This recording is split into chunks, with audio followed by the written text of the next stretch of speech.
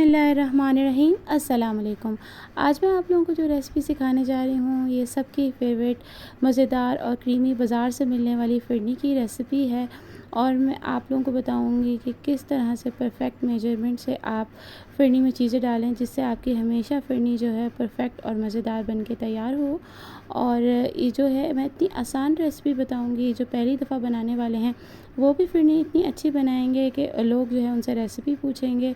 तो आपने वीडियो को स्किप नहीं करना है और मैं आपको तमाम टिप्स बताऊंगी कि किस तरह से फ़िरनी तैयार होती है। सबसे पहले जो है मैंने हाफ़ कप राइस ले लिए थे और उसको एक बाउल में डाल दिया था। एक दफ़ा पानी से धोकर मैंने इसको जो है 1 घंटे के लिए भिगा कर छोड़ दिया था।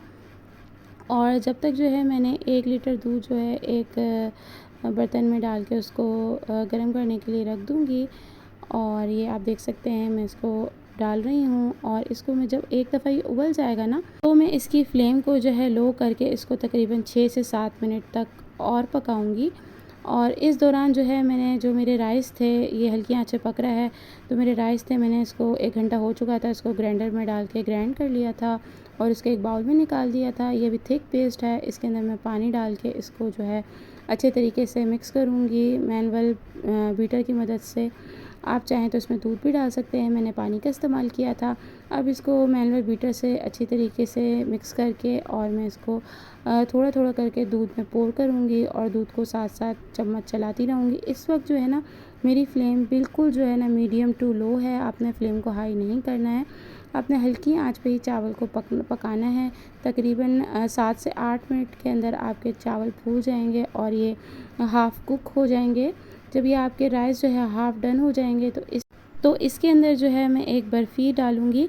बर्फ़ी को जो है मैंने अच्छे तरीके से पहले छोटे-छोटे पीसेस में जो है वो कर लिया था और उसके बाद मैंने इसको अपने फ़िरनी के अंदर डाल दिया था। फ़िरनी के बाद डालने के बाद जो है इसको हल्के हाथों से जो है मैं मिक्स करूँगी और ये भी हमारे राइस के साथ जो है वो मिक्स हो जाएंगे। जब राइस हमारे गल जाएंगे तो इस वक्त जो है इसके अंदर हम शुगर डालेंगे। अच्छा, राइस मैंने जो हाफ़ कप डाला था तो शुगर की क्वांटिटी डबल डालेंगे। आप 1 कप शुगर डालेंगे तो इससे एग्जैक्ट क्वांटिटी के साथ ना आपकी फ़िरनी बहुत ही ज़्यादा मज़ेदार बन के तैयार होगी। तो अब जो है इसके अंदर मैंने 4 इलायची ले ली थी, उसके दाने निकाल लिए थे और उसको जो है मैंने हमाम दस्ते में कूट लिया था। अब मैंने जो है ना कस्टर्ड जो है 2 टेबल स्पून लिया और इसको पानी के अंदर डाल के जो है इसको अच्छे तरीके से मिक्स कर दिया अपनी फ़िरनी के अंदर। आपने ना इस स्टेप को बिल्कुल स्किप नहीं करना, इससे जो है ना आपकी फ़िरनी जो है बहुत ही अच्छा सा इसके अंदर टेस्ट डेवलप होगा और इसकी बाइंडिंग भी बहुत ही ज़्यादा अच्छी होगी और कलर भी इतना अच्छा आएगा कि जैसे आपने बहुत ज़्यादा इसको पका पका के बनाया है। ठीक है, और ये मैंने इसके अंदर जो कस्टर्ड डाला था ना वो वनीला कस्टर्ड डाला था। इसके बाद जो है इसके अंदर मैंने जो इलायची पाउडर था अपना वो डाल दिया और इसको भी अच्छे तरीके से मिक्स कर दिया। इस वक्त जो है ना मेरी फ़िरनी तकरीबन डन हो चुकी है। फ्लेम मेरी बिल्कुल मीडियम टू लो है, बल्कि बिल्कुल लो ही फ्लेम आप कह लें वो है मेरी। इसके अंदर मैंने इलायची को अच्छे तरीके से मिक्स कर लिया और साइडों की जो फ़िरनी लगी है उसको भी मैंने गर्म है तो हटा दिया। अब ना मैं अपनी फ्लेम को बंद कर दूँगी और इसके अंदर जो है मैं केवड़ा एसेंस के जो है सिर्फ 2 ड्रॉप्स डालूँगी। आप इसको भी स्किप नहीं कीजिएगा, इससे इतनी अच्छी खुशबू और टेस्ट आएगी ना कि खाने वाला आपकी फ़िरनी का टेस्ट भूलेगा ही नहीं और आपसे फरमाइश पे बनवाई जाएगी। तो इसको भी हम अच्छे तरीके से मिक्स करेंगे और मैं इसको गर्म ही गर्म जो है सर्व करूँगी। मैं इसको मिट्टी की कटोरियों में निकालूँगी जो इसका ट्रेडिशनल तरीका है। अगर आपके पास नहीं है तो आप किसी भी खुले बर्तन में इसको सर्व कर सकते हैं। मैंने इसके ऊपर जो है पिस्ते को जो है वो ग्राइंड कर लिया था और इससे इसकी गार्निशिंग कर रही हूँ। इससे इसका लुक जो है ना बिल्कुल जैसे बाज़ार से फ़िरनी मिलती है ना उस तरह का होगा। अगर आप चाहें तो किसी भी तरीके से इसको गार्निश कर सकते हैं। अब गरम ही गरम चूल्हे से उतारने के बाद मैंने फटाफट इसको तमाम जो है कटोरियों में डाल दिया है और कटोरियों में डालने के बाद जनाब मैं इसको ठंडा करने के लिए फ्रिज में 2 घंटे के लिए रख दूँगी और 2 घंटे के बाद इसको सर्व करूँगी। अब मैंने जितने भी पिस्ते को जो ग्राइंड किया हुआ था तमाम अपनी फ़िरनी के ऊपर गार्निशिंग कर दी हूँ।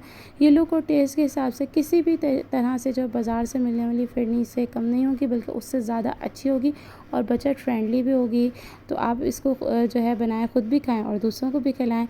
अब 2 घंटे के बाद जो है मैंने इसको फ्रिज से निकाला और मैं आपको टेस्ट करके बताऊँगी। इतनी ज़्यादा मज़ेदार क्रीमी बन के तैयार हुई है ना और उसका टेस्ट इतना ज़बरदस्त है कि बस। अगर आप लोगों को ये मेरी रेसिपी पसंद आई हो तो उसको ज़रूर ट्राई कीजिएगा, अपने फ्रेंड्स एंड फैमिली के साथ शेयर कीजिएगा, मुझे कमेंट करके बताइएगा कि आपको मेरी रेसिपीज़ कैसी लगती हैं। अगर रेसिपी पसंद आई हो तो मुझे सपोर्ट करने के लिए जो है मेरे चैनल को सब्सक्राइब कर दीजिए, हमें आपकी सपोर्ट की बहुत ज़रूरत है। चैनल पे न्यू हैं, सब्सक्राइब के साथ साथ बेल आइकन भी प्रेस कर दीजिए ताकि फ्यूचर में आने वाली तमाम वीडियो की नोटिफिकेशन आप लोगों के पास आ जाए। इजाज़त चाहती हूँ, अल्लाह हाफ़िज़।